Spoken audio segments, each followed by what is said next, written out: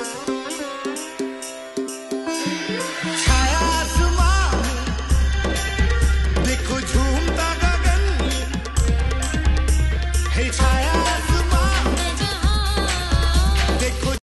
বন্ধুরা, সুদপাস kitchen with ব্লগে সবাইকে স্বাগত। আজকে এসেছি আমি একটা কাটোয়ার ডাঁটা দিয়ে একটা পাঁচ তরকারি করবো বলে। তার জন্য আমি এখানে সবজি নিয়েছি কাটোয়ার ডাঁটা, আলু, কুমড়ো, ঝিঙে আর এখানে হচ্ছে বেগুন।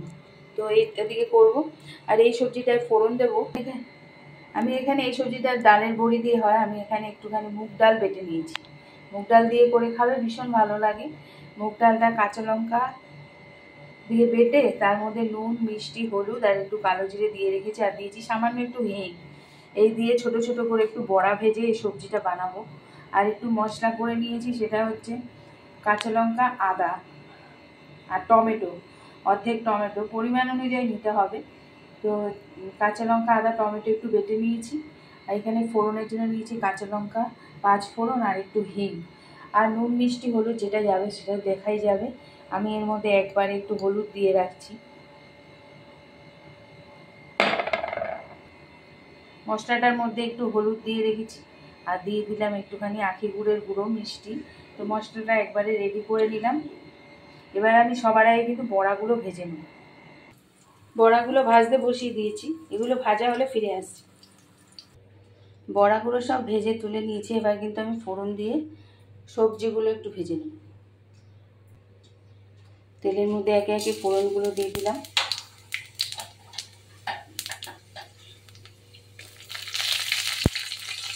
পাঁচফোড়ন, কাঁচা লঙ্কা আর একটু হিং। ফোড়নটা দিয়ে সুন্দর গন্ধ হলে দিয়ে দেবো সবজিগুলো।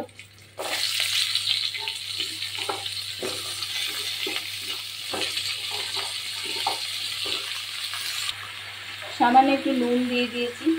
দিয়ে আমি সবজিগুলো ভালো করে ভেজে নেব। তারপরে এই মশলাটা রেডি করা আছে এটা দিয়ে দেবো। আর নামানোর আগে দেবো একটু ধনেপাতা। সবজিগুলো খুব ভালো করে ভেজে নিয়েছি। এবার মশলাটা দিয়ে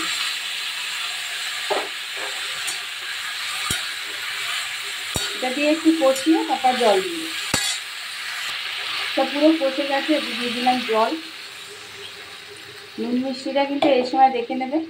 আর এটা ফুটে উঠলে বড়াগুলো দিয়ে ধনেপাতা দিয়ে নামিয়ে নেবে। একটু ফুটলে বড়াগুলো দেবো, নাহলে গলে যাবে।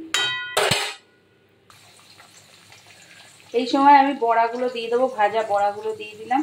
বড়াগুলো দিলে না ঝোলটা একটু টানবে, তো তারপরে আমি নামানোর আগে ধনেপাতা দেবো। ঠিক আছে?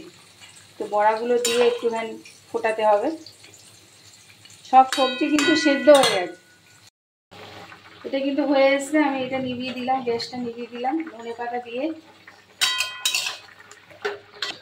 স্টার্ট করে দেখিয়ে দিলাম। যদি ভালো লাগে তাহলে সাথে থাকো। এতক্ষণ সাথে থাকার জন্য সকলকে অসংখ্য ধন্যবাদ। আসবো পরবর্তী কোনো ভিডিও নিয়ে। ততক্ষণের জন্য সকলে ভালো থাকো। আজ আসি, টাটা।